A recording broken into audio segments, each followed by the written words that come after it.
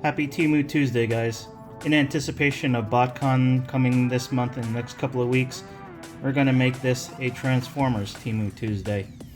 Here I have the red Mirage, the white Bumblebee, and the Ravage USB.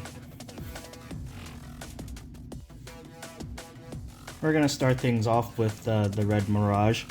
Right away you could pretty much tell that, even by judging from the box art, that this Mirage is in a completely different color than the regular release. You can see here it's in this red color, which evokes the Diaclone colors that came with a very rare Power Convoy set, as far as I'm aware of.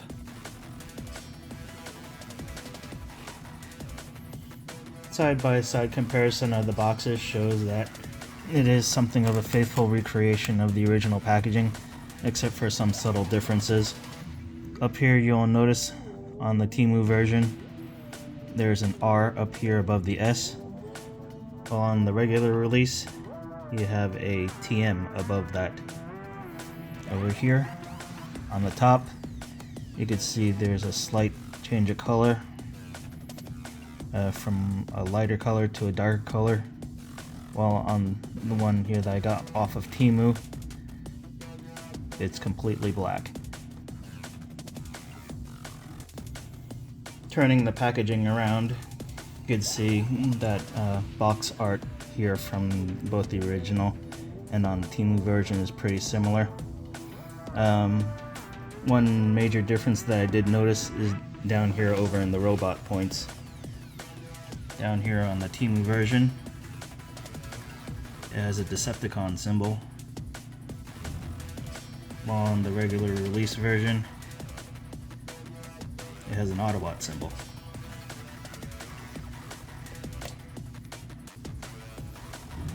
Now that we've looked at the packaging, let's open this up and see how the figure fares compared to the original G1.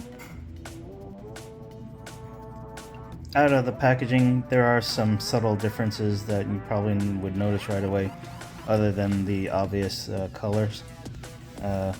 On the red version, all the chrome basically has this gold tint on it, while on the original Generation 1 blue version, all the chrome is basically silver. Instruction booklets are pretty much exactly the same. It also uses pretty much the same exact photography as the original instructions. Let's see. You have pretty much the sticker sheet. Oddly enough, some of these things are blue instead of reprinted as red. But one major difference is probably one of the things that you probably tell the difference between the original and one that was sold on Temu, is that some of the stickers that were normally factory applied, you would have to put on yourself. This sticker right here is the rub sign sticker, and these are normally factory applied.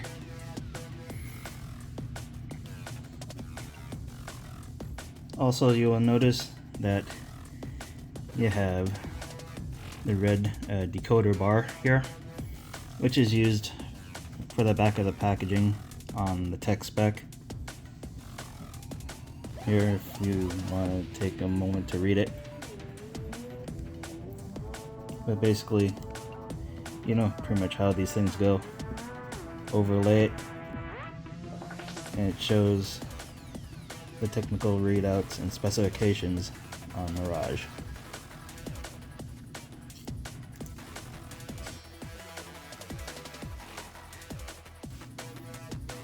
Now that I have them all stickered up, let's get into the transformation.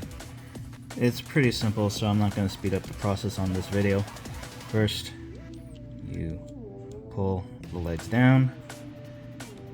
Next, you untab the arms here and fold them out. Now the next step is a little bit of a cautionary tale here, because on the original the waist swivel here is really easy to break, so if you haven't done these first two steps first, you have a good chance of breaking this.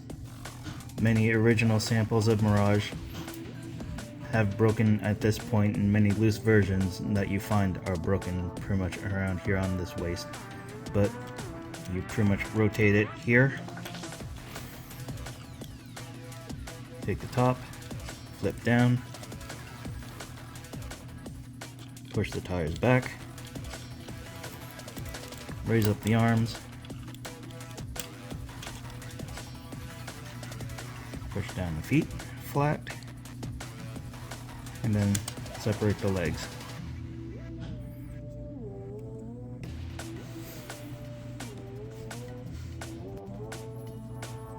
Now for the final touches, take the rocket launcher and place one of the missiles, plug that in, then take this clip and you clip it right here by the tire,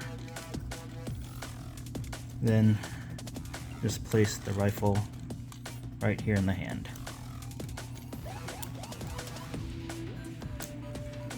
And you're finished. Side-by-side comparison between the red and the blue versions. You can see a lot of similarities here. Except the newer version does feel a lot newer and a lot tighter in a lot of places, while the original G1 version is pretty loose. Also, something that I've noticed is that when I inserted the missile here into the launcher, there was like some bit of a grab here, which means this missile launcher is actually somewhat usable. Although it doesn't shoot out too far, but it does snap back into place. On the original, for safety reasons, the missile launching feature was disabled, so I could press down on the trigger and basically nothing here will happen.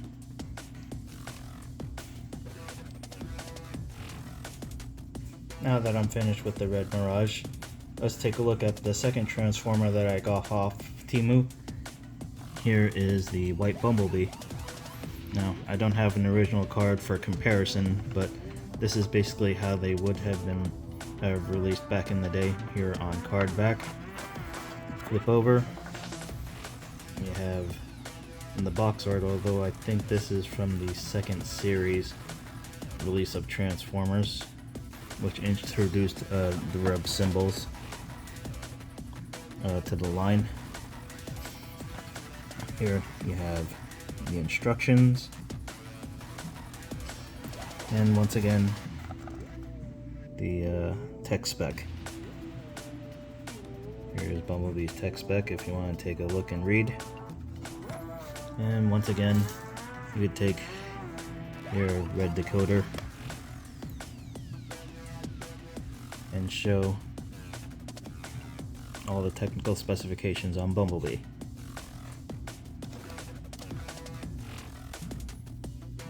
So here's both the white and the yellow Bumblebees together. So other than the obvious color, there isn't really too much of a difference. Pretty much same exact builds. And once again, transformation is pretty simple, so I'm not going to speed up the process. Just going to fold the head down here, fold in the arms, fold up the legs, nice and together, and you have the white Bumblebee in vehicle mode. And here are both versions in their respective vehicle modes.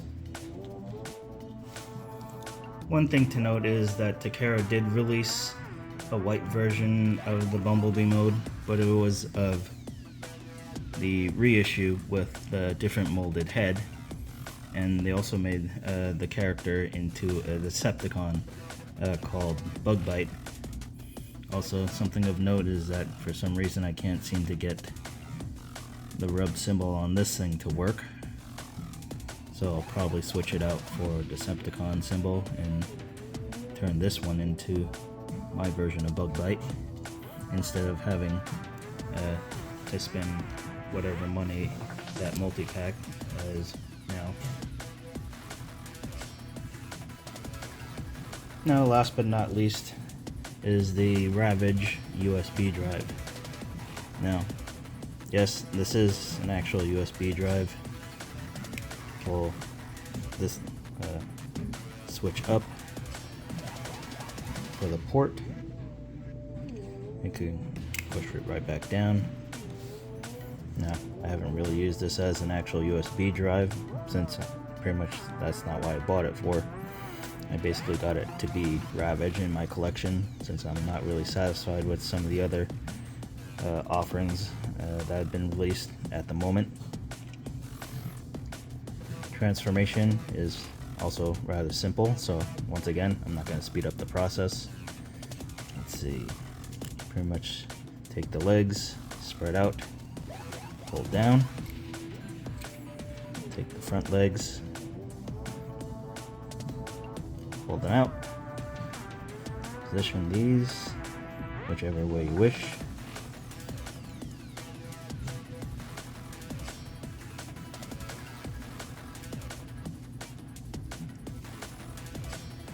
Flip out the tail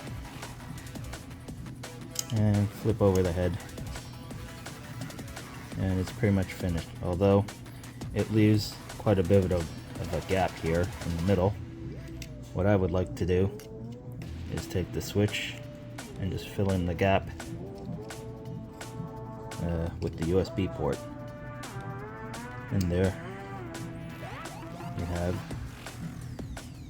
a pretty decent Ravage. Now, also one thing of note is you have a movable jaw here, although on my copy it's pretty loose. I don't know about any other ones, but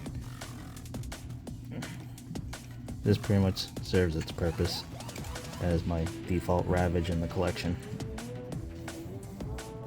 Now that is a look at all the Transformers that I got off of Temu. You could get both Mirage, Bumblebee, and several other Transformers in several different colors. Prices may vary, although I would wait for a sale for additional discounts. Ravage USB pretty much comes as is. I forgot to mention beforehand that it didn't really come in any form of packaging. It was more basically like a plastic bag, but all in all, very great purchases. Highly recommend if you want to expand your collection. This has been another Temu Tuesday. Thanks for watching. See you on the next one.